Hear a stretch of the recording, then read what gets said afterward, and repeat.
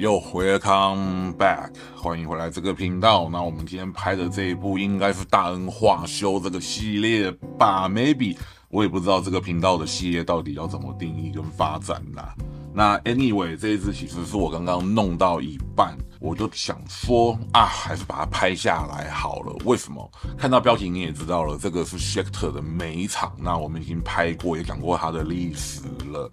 那这一支比较特别的地方，就是它是80年代末期的。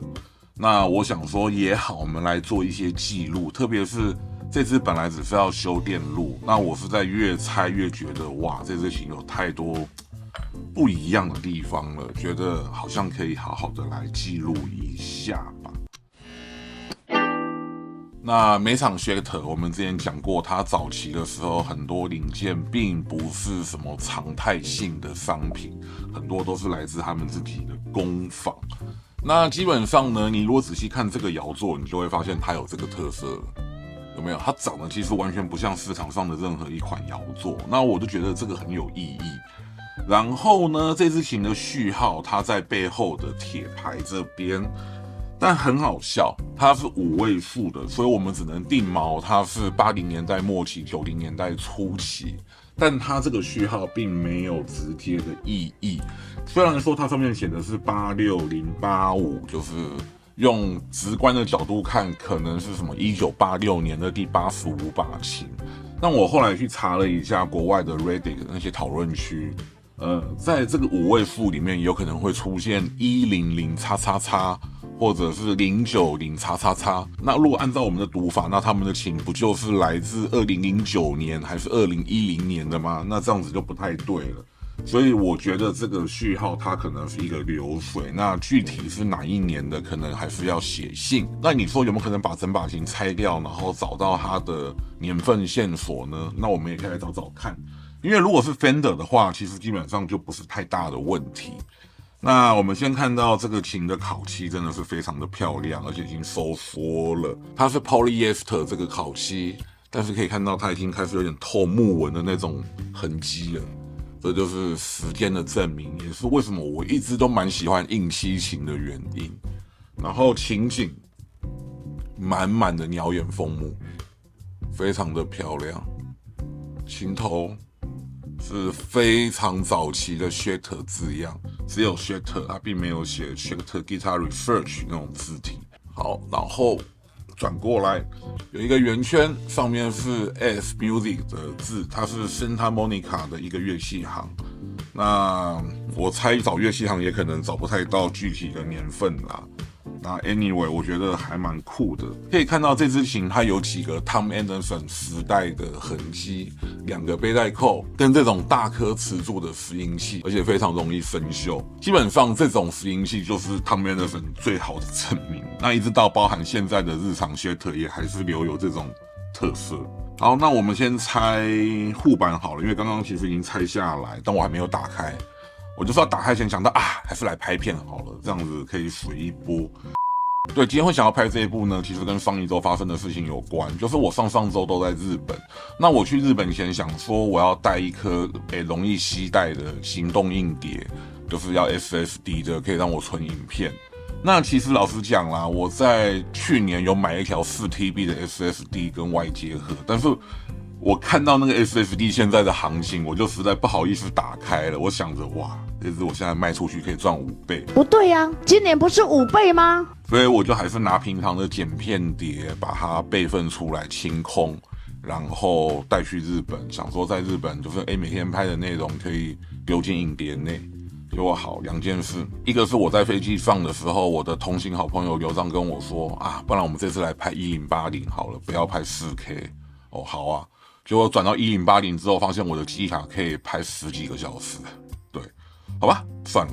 然后我就等于那颗硬碟都没有拿出来。然后回台湾之后呢，我想说把 Silver Sky 的影片把它汇出，然后上传，因为我回来的时间刚好也可以补一下大家的期待嘛。结果我发现我在备份的时候 ，Silver Sky 的资料夹不见了，我不知道我备份去哪了。我找了3颗备份碟，完全没有找到它。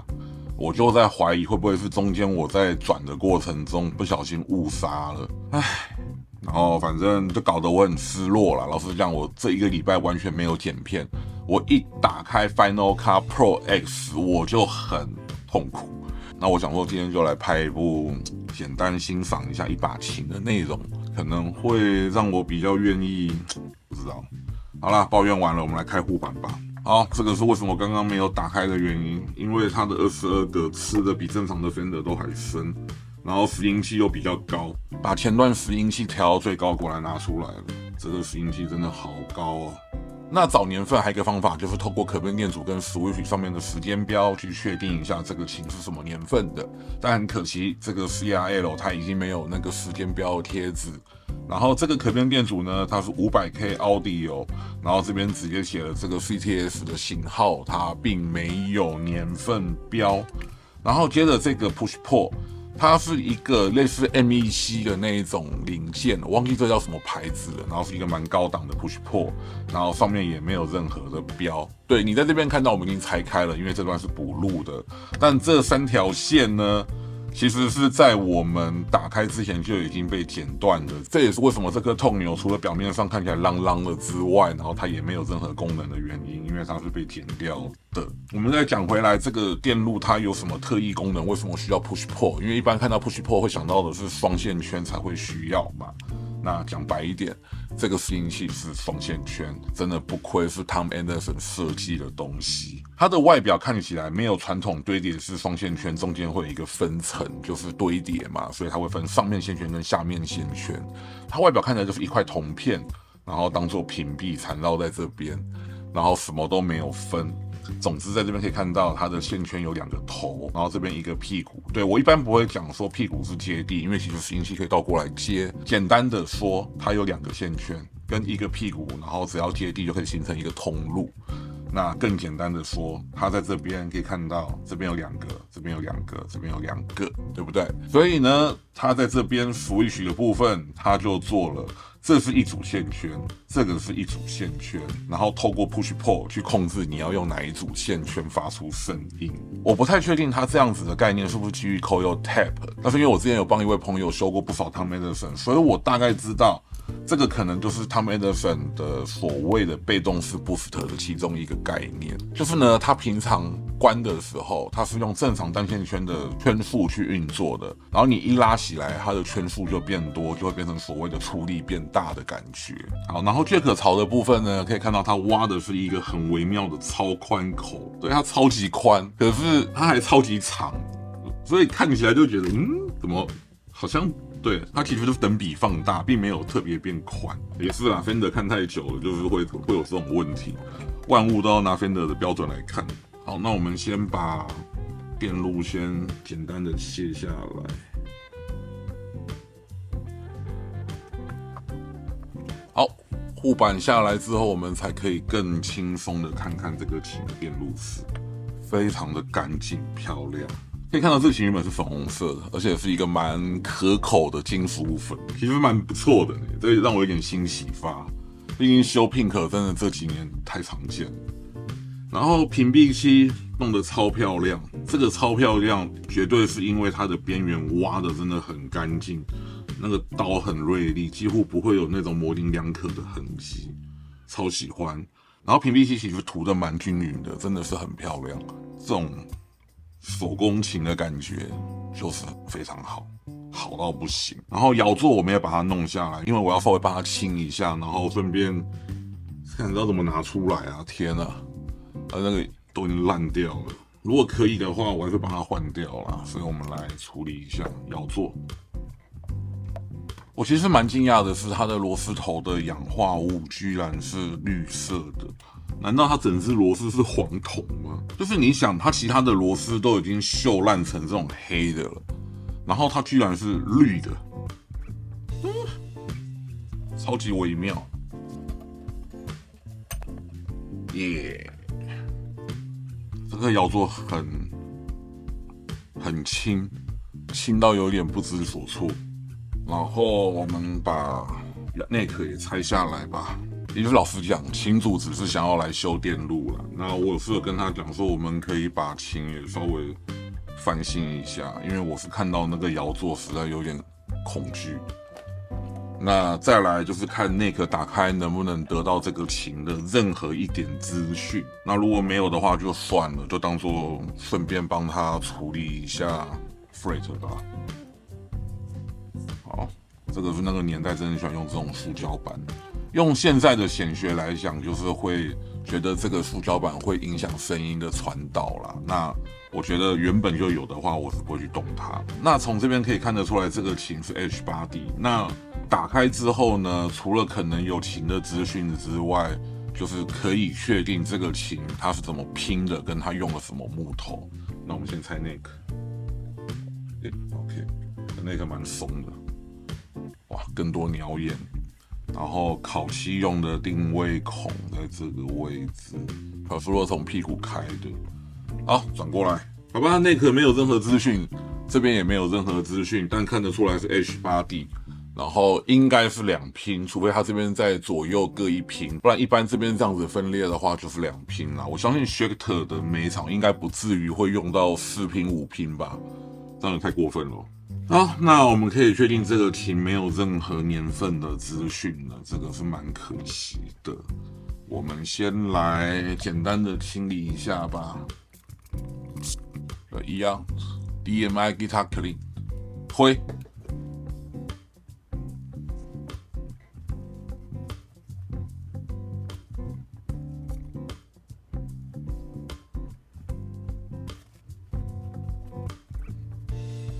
好，body 目前我们这样子把它弄干净。然后呢，这个 body 其实不太轻，我这边简单的称一下。好，你这边可能看不太到，在这个画面，一共是2492公克，就是 2.9公斤。好，然后我们再来摇座，这就是我讲的很魔幻的重量。243公克而已，所以代表这一块是铝块，它并不是什么黄铜啊或什么奇奇怪怪的，它是铝的。这个摇座意外的手工感超强，就是完全不像机器做的。先看这块 black， 它的这个地方有没有看到这边一个，然后里面露出了一个应该铜的，它一个套筒在这里面。那我不知道它是这个是打歪了，还是说故意的。然后简单讲，它就是开了一个比较大的洞，然后把这个带内压的套筒丢进去，然后固定住。我猜是锁进去的啦。对，然后摇杆就是在这个套筒里面转，还蛮酷的。然后这边很明显的有没有？很不像我们认知的那种切削的做法，这边那种圆弧角度也是，这看起来真的很不一样。那我也很好奇它这个 spacing 到底是多宽。好，它大概是57这个规格的，没问题，它是宽版的规格。然后 Fado 的 spacing 是10.8，也还蛮准的耶。好，所以代表说呢，这把琴它可以留用我们一般所谓的宽版10.8 Fado 的套件，这不是什么太大的问题。可是我觉得这种琴就是要保留它这种原本的零件才有那个味道。好消息是，第一个可以转，第二个可以转，好，这些都不担心，因为看到弹簧是新的，应该还好，有换过。好，这个也可以转，太好。可以。哇塞，它背后这个螺丝孔是，我们一般把 Fado 下来之后往后一倒，这个螺丝都会自己下来，因为它那个螺丝孔，假如啦螺丝是3咪米的话，那它就会挖到3.5咪米，然后这个的状况是几乎一样，可能就大一点点这样，还蛮扯的。不过有像这种比较松的，然后像这个比较紧的。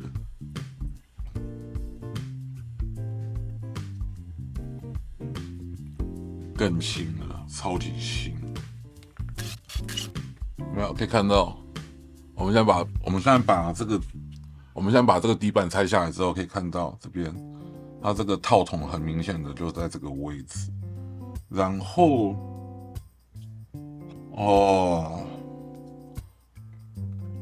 它这个的是打进去的，然后这个爆开的这个有没有？它其实是因为它这个外框比较宽一点点，它可能是慢慢敲，然后慢慢把它敲到让它这个边缘可以卡进这个 U 字形这个框框里，它就等于完成了一个固定。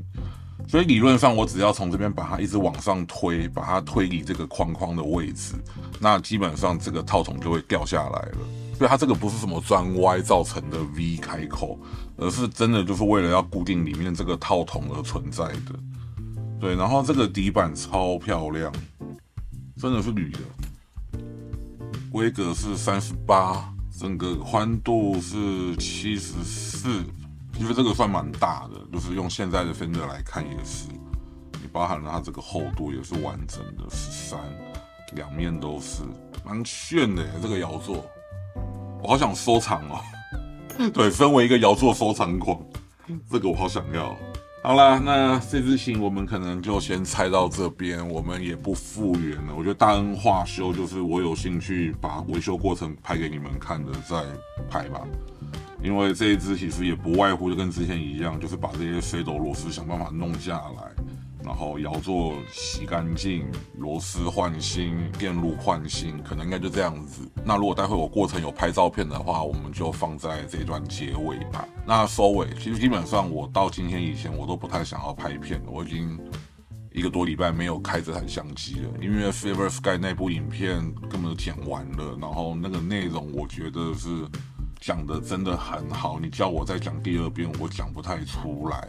那原因无他，因为 Silver Sky 我也算整个过程的见证者吧。从 John Mayer 离开 Fender 到 John Mayer 加入，拿了 Super Ego 开始，然后就是觉得把整个心得都讲了很多，然后整个影片没了，我其实现在也不想要再拍第2部了。对啊，可能我会想办法出一个文本的跟大家分享吧。那如果有兴趣，你们再去加入那个社团看，可能我之后会丢在那跟 FN2 大台湾那个网站上。那还好的是回台湾之后，其实这几天大概就是只要有休息，我就一直在想到底要不要再拍一些什么。然后就到刚刚那个护板那个阶段的时候，突然觉得老的 Schecter 其实真的我也很想要记录一些什么东西下来。毕竟之前讲过嘛，我拍影片的初衷就是拍我想要拍的东西。那我就是想要记录这一支来自80年代末期的老 Schecter USA。那也是因为这个摇座吧，让我觉得哇，这个琴绝对值得我开机跟大家分享。应该吧，我希望你们也看得喜欢。那基本上 Silver Sky 应该短期不会想要碰的啦，真的是赌烂到不行，真的很赌烂。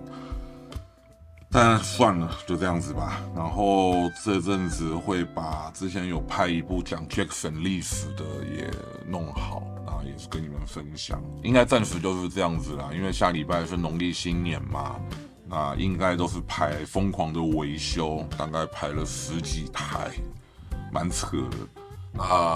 anyway， 就是祝大家新年快乐吧，农历新年嘛，那就是祝大家穿好、吃好、喝好、睡好、玩好，然后弹好的吉他。不论你会不会弹，但我相信只要你点进我这个频道的，你绝对都是超级爱吉他的怪胎。OK， 那我们这部影片就先到这边吧，感谢你们一直以来的支持，我们就下部影片再见 ，See you next time。